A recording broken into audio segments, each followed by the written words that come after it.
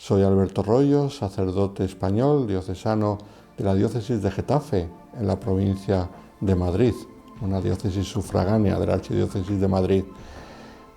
Los estudios que hice en Derecho Canónico, hice aquí en Roma el doctorado en Derecho Canónico, me llevaron a conocer más las causas de canonización, las causas llamadas de los santos.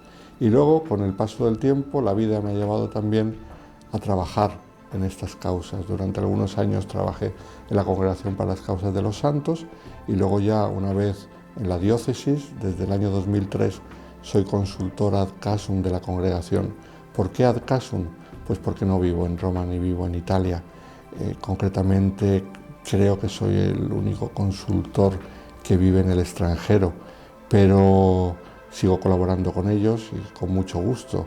Y entonces todo eso me ha llevado a conocer cada vez más las causas de los santos, lo cual es una alegría personal poder conocer los ejemplos de santidad que la Iglesia presenta, y luego además creo que es un servicio para la Iglesia el poder colaborar para que cada vez haya más cristianos que puedan ser propuestos por la Iglesia para ejemplo de los hermanos, como intercesores y como compañeros en el camino de la santidad hacia el cielo. Al fin y al cabo esa es nuestra vocación, y por eso vamos a empezar hablando un poquito de qué es la santidad, lo que yo he aprendido en estos años.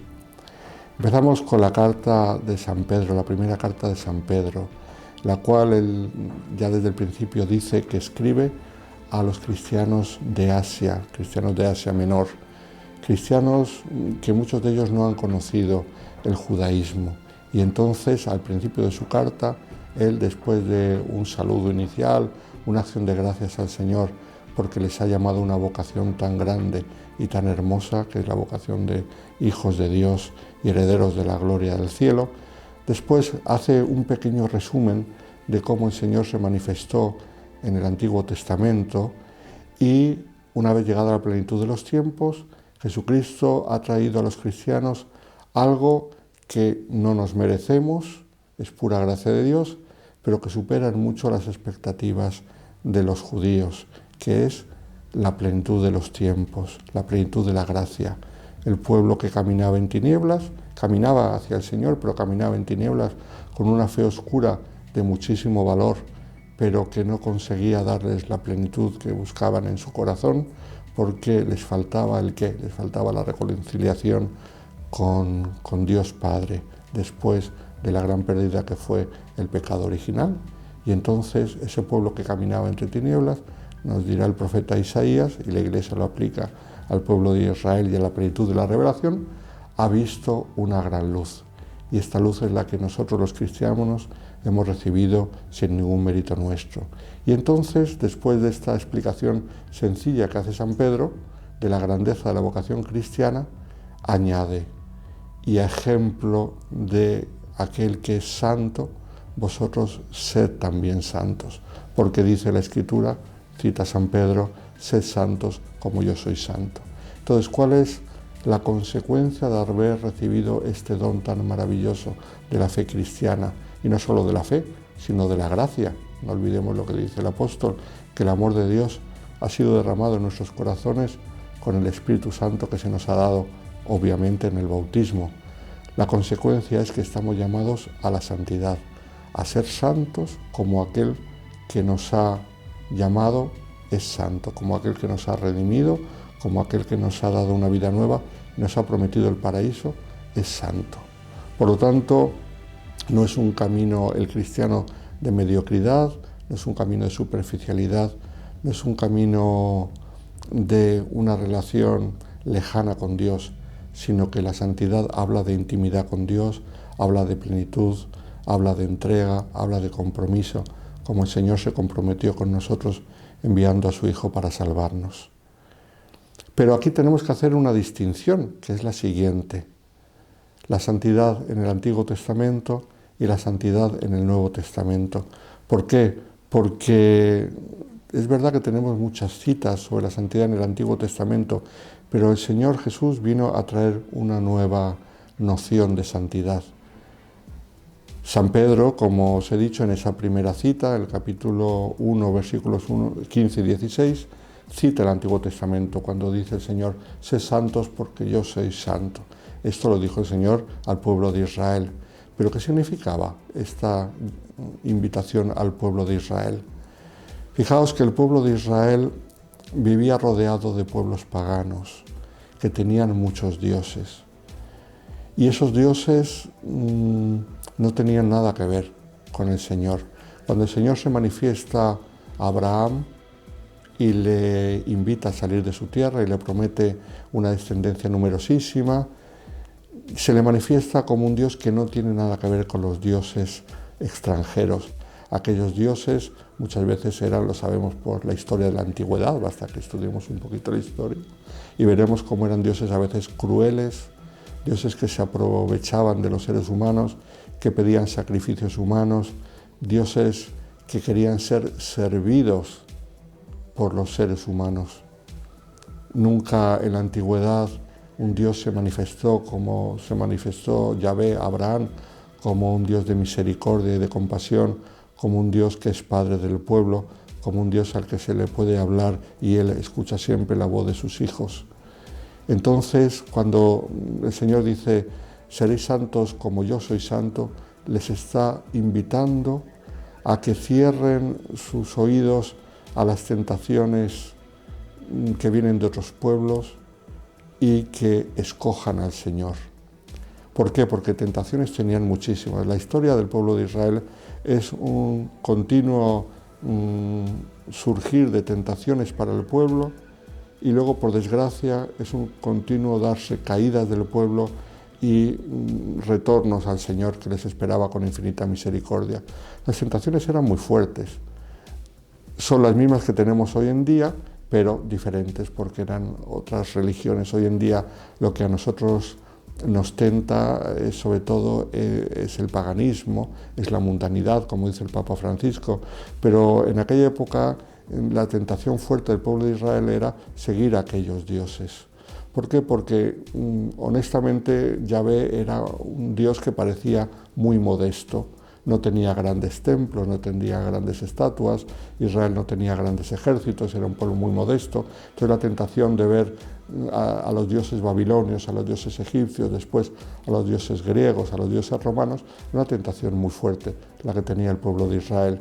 Y sin embargo les dice, sed santos como yo soy santo, permaneced en mí, no os mezcléis con esas divinidades paganas, con esas costumbres paganas. El pueblo de Israel tenía la tentación de recordar, siempre lo tuvieron, aquello que habían vivido en Egipto, y muchas cosas que vivieron en Egipto les atraían y todavía les producía nostalgia, las seguridades, la prosperidad de Egipto. Entonces, realmente la santidad en el Antiguo Testamento es un preservarse de las tentaciones, preservarse del mal, mantener un corazón puro en el sentido de fiel al Señor. Este concepto de santidad no es que Jesucristo en su nueva revelación lo haya desechado, ni muchísimo menos.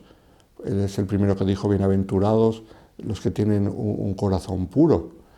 Pero Jesucristo nos trae algo más, una gran novedad, que es la perfección del amor. La santidad no es ya solamente preservarse de tentaciones y preservarse de cosas que te pueden alejar de Dios, sino que es algo positivo. La santidad es darse a los demás, entregarse. Como el Padre me amó, así os he amado yo, permaneced en mi amor. Y después les dice en otro momento de la última cena, este es el mandamiento nuevo que os doy, que os améis los unos a los otros como yo os he amado. Entonces, ¿cuál es la santidad cristiana? Es llegar a amar como Él nos ha amado. El Papa San Juan Pablo II resumía el concepto de santidad diciendo que es la plenitud de la vida cristiana. ¿Y cuál es la plenitud de la vida cristiana?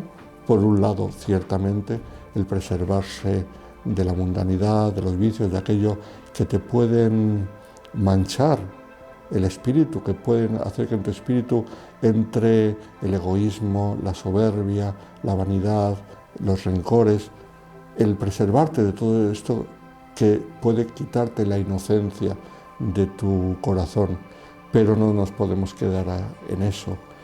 La santidad cristiana pasa indefectiblemente por dar de comer al hambriento, dar de beber al sediento, dar posada al peregrino, vestir al desnudo, todo lo que nosotros conocemos como las obras de misericordia, que al fin y al cabo son reflejo de lo que dice el Señor en Mateo 25, porque tuve hambre y me diste de comer, tuve sed y me diste de beber, y así hasta la entrega plena de la vida.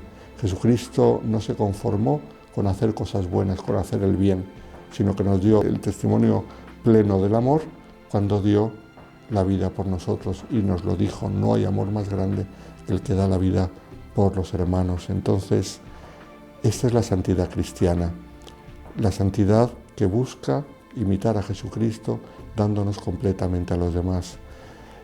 No hay ningún santo de los que podemos considerar en los altares que nos hable de otra cosa, que nos dé otro testimonio diferente, ni hay otro modo de poder llegar al cielo, sino es dando la vida por los demás, como Jesucristo lo hizo. Los cristianos a lo largo de los siglos, contemplando el ejemplo del Señor y animados por tantos hermanos y hermanas nuestras que han sabido hacer lo mismo, se han dado cuenta que no había otro camino para imitar al Señor y para llegar a la vida eterna que el de darnos completamente a los demás. Por eso vamos a ver un poco cómo lo han hecho prácticamente, porque todas esas palabras son muy hermosas, pero luego en la práctica, ¿cómo se hace esto? ¿Cómo se da la vida por los demás? ¿Cómo lo han hecho tantos hermanos y hermanas nuestras? Entonces, fijaos que la santidad, gracias a Dios, abunda en la Iglesia, y el número de aquellos que han llegado al cielo, y les podemos llamar santos, creemos que es innumerable. Sería imposible de contar, enumerar todos los cristianos que a lo largo de 21 siglos, de modo discreto y sencillo, han dado la vida por los demás, cada uno en su vocación, cada uno en su modo de vivir, haciendo el bien de tantos modos, a veces modos que han salido en los periódicos y que han sido famosos y están en los libros de historia, a veces gente desconocida que en su casa, con su familia, sacerdotes en su parroquia, religiosos en su convento, han dado la vida por amor. Y es imposible contemplarlos a todos. Por eso la Iglesia nos presenta unos cuantos modelos que son poquísimos en comparación con el resto de todos los que están en el cielo alabando al Señor. Y en esos ejemplos que la Iglesia nos presenta, nosotros encontramos todas las vocaciones realizadas. No hay vocación posible en la Iglesia que no se encuentre personificada por algún santo de los que la Iglesia nos ha propuesto.